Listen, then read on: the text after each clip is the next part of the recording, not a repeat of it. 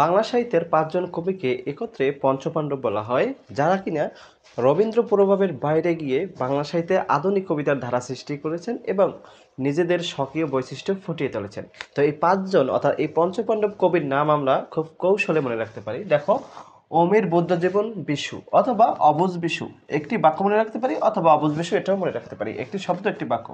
অমির বুদ্ধজীবন বিশু অথবা কি অবুঝ বিশু। দেখো, অতে কি অমিয় চক্রবর্তী, অমিয় চক্রবর্তী। তারপরে বয় কি আছে, রস্যকার, তাহলে কি হবে বুদ্ধদেব বসু, বুদ্ধদেব বসু। তারপরে আছে বর্গীয় জ, তাহলে কি জীবনানন্দ দাস, জীবনানন্দ দাস।